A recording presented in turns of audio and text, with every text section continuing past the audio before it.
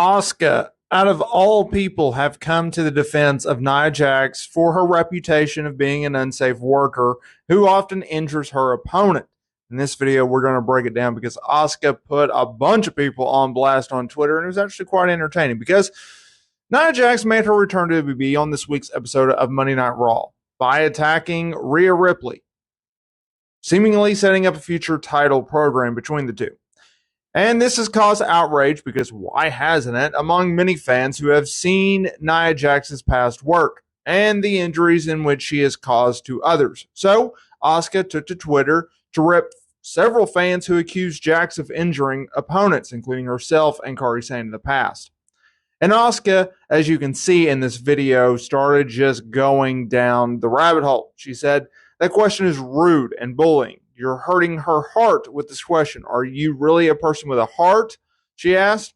"If someone who has not been directly harmed by her denies her, I will fight the society for her. If I am criticized for it, I don't care." Then there was another fan who posted a series of photos of Kairi Sane's injury following a match with Jax a few years ago, and Asuka responded with, "Wrestlers fight knowing there's a possibility of injury.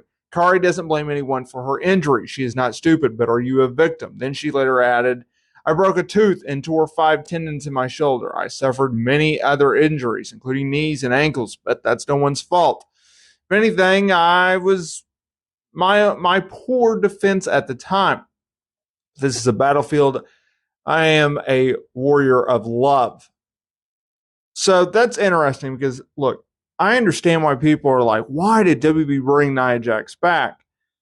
Look, she's a name that they have invested in the past. And while, yes, I don't necessarily agree with them bringing her back and the value that she brings, she is someone with a name that can put over other stars and potentially have a career renaissance, right?